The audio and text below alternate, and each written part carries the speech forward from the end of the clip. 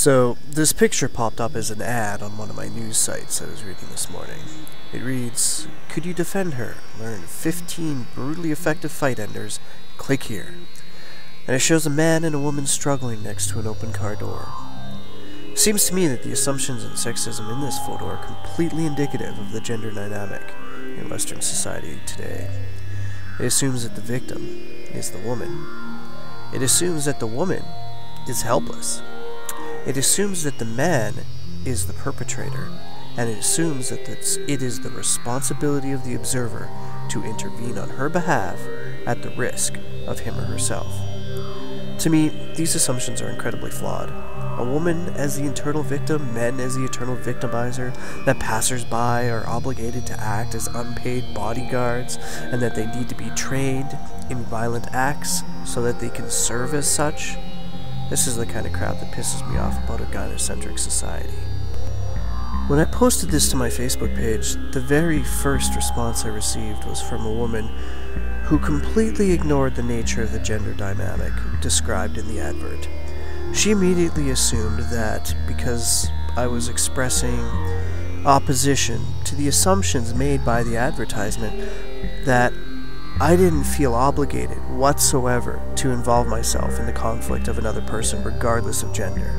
And she went on to tell a story about a woman who was stabbed and raped multiple occasions over 3 hours, I think it was, and nobody did anything about it. And she was trying to draw the parallel that I was just as callous as the people in this woman's apartment building who just stepped over her body and didn't do anything about it. And that is a wild mischaracterization of my position.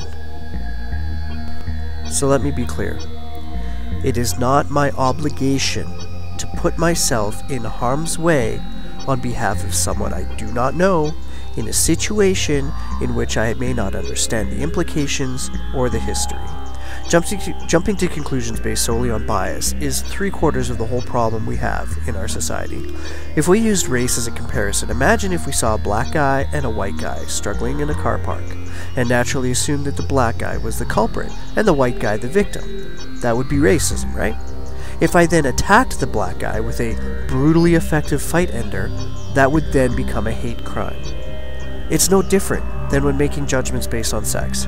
Popular fiction is filled with situations in which a man is being threatened by, or has been wronged by, a woman, and an uninvolved passerby, usually a man, intervenes on the woman's behalf to deny the man justice and allow the woman to get away.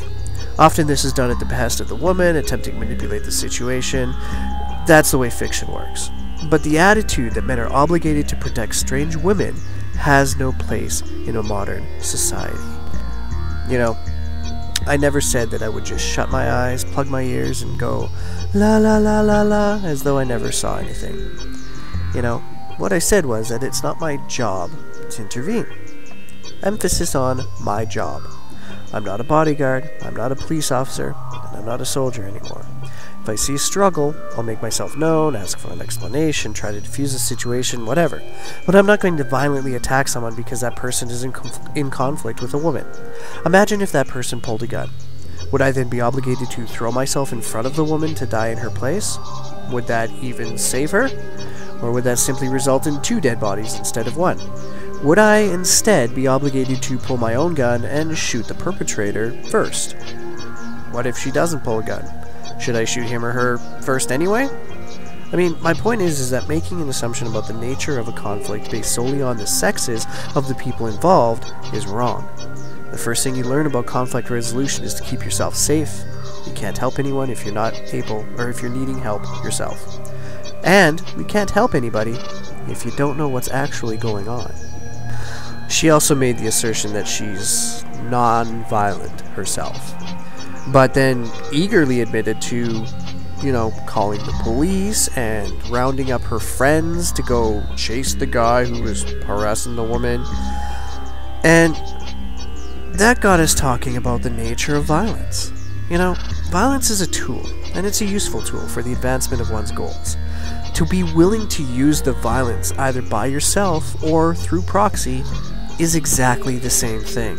I don't think one can claim to be non-violent and then inflict violence by proxy. There's no difference between physically attacking someone yourself and having someone else do it for you.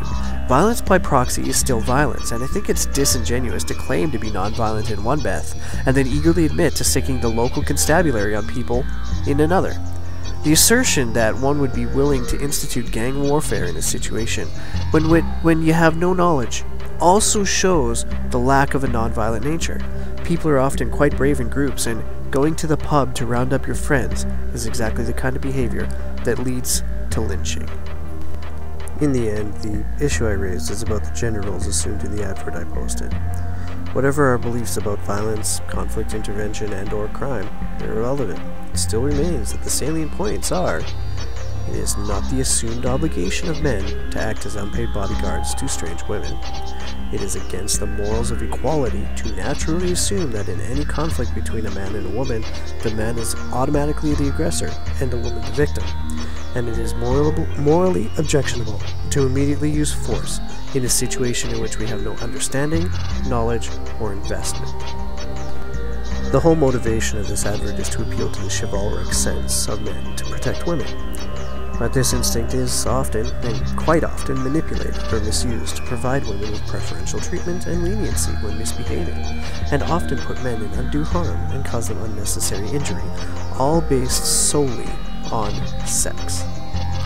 Women need to decide whether they're weak, delicate flowers with no power, rights, or agency, and are thus in need of protection of others, or if they're powerful, dignified, and equally productive members of society, responsible for their own actions, choices, and the consequences thereof.